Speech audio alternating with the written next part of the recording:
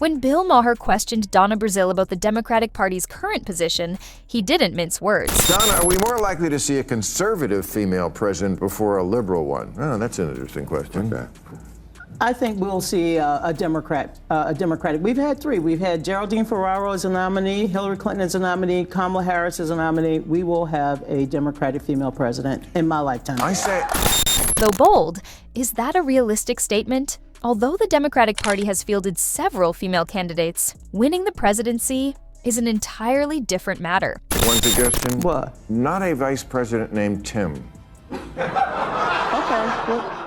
Okay. You know, enough with a lady and a Tim. It's interesting how many global women leaders have come from the right. I mean, Britain's now had 3 conservative female prime ministers before it had a single Labour one. The current conservative leader is a young black woman called Kemi Badenoch. History demonstrates that when female leaders, particularly on the right, gain prominence, they are frequently seen as harsh rather than merely symbolic. And that speaks volumes about the party's leadership style. Female presidents in Africa. It's time, folks. We know how to lead. We can build a future for everybody. Yeah, you just got to pick. Happen. I know, but you can't.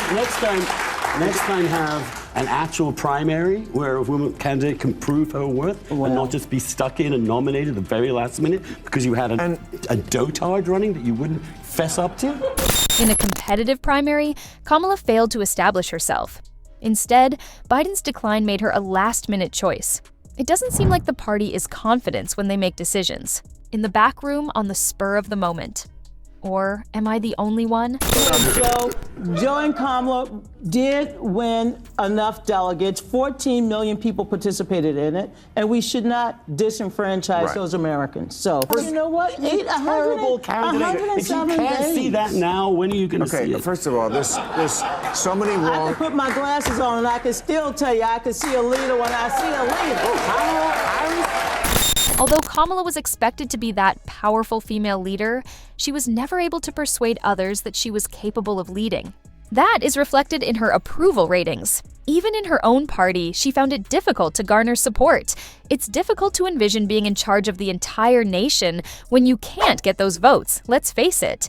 Given how poorly Harris performed even in the primaries, it seems improbable that she could win the presidency in 2028. Correct some of them. She's not a dotard. Shirley Chisholm didn't get anywhere. That's to our point. No, but it takes a different kind. It lays some groundwork for others later. 107 days was more than enough time. That's a stupid excuse in my view, that it wasn't enough time. If anything, our election should be like Britain and like other countries. They don't need 100 days. Women in politics, particularly on the right, frequently need to demonstrate their leadership skills in addition to their representation. People could see that she was lacking in that particular area. After winning 81 million votes, Donald Trump never conceded the election. Correct. Okay? He continued to lie. He continued to fabricate. Kamala Harris and Joe Biden won the hearts and minds of the American people, as well as the Electoral College, yet they were never given a mandate to do anything. But they went out. Hillary won. Even though she is drawing attention back to Trump, Kamala still struggled to garner support. Gaining the trust of the public is not the same as winning the White House, and the Awakened movement is one of the reasons she had trouble. Although it divided and alienated moderate voters, it inspired a base too small to win the entire nation. To defund the police, I said no.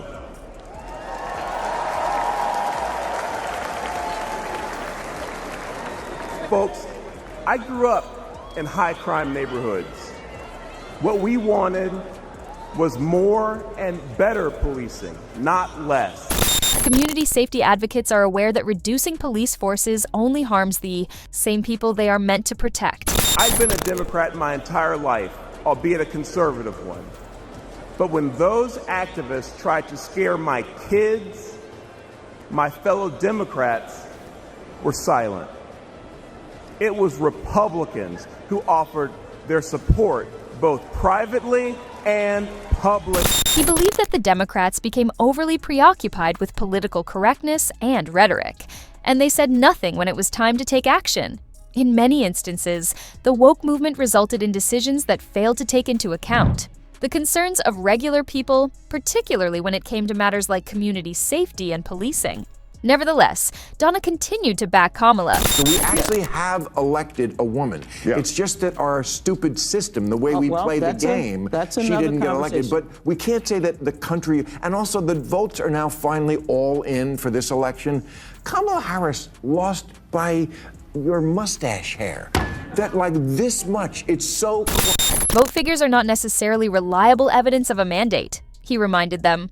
Gaining the trust of the public is not always a prerequisite for success.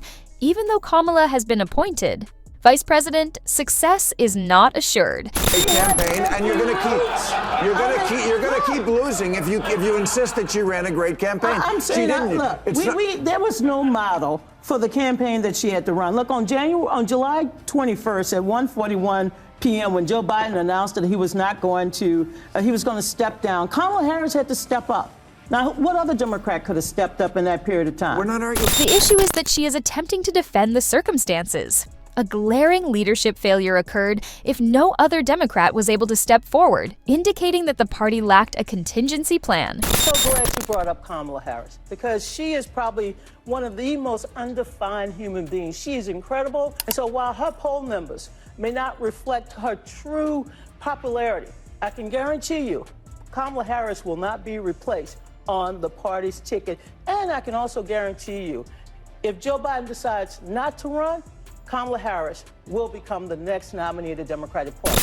Even while she gives Kamala a lot of credit, there is still doubt about her capacity to assume a more commanding leadership position. If you're constantly looking for last-minute solutions, you can't hope to win. She ran. They asked her what she would do differently. She said, I can't think of anything. That's terrible. How do we trust a party that was telling us with a straight face that Joe Biden could be president for 4 more years without any problem whatsoever? That's what the Democrats were telling us. It was a massive lie. We saw through it. Everyone saw through it. Did you see him this week? Could you imagine if we were just starting on the next term? How did Democrats suddenly realize that Biden wasn't okay after claiming he was for months? Those who deceive their own voters are difficult to trust. This relates to Donna's interview with Bill. What do you think of prominent Democrats like David Axelrod calling for Biden to, quote, get out or get going? Did he say that? Get out or get going? I believe in a tweet or two and some stuff. Look, people who think that Joe Biden is perhaps too old, they're right. According to the results of the 2024 elections, the public skepticism allowed Trump to regain power from the populace, which made it possible for Trump to regain power. How do you feel about the leadership that the Democrats chose?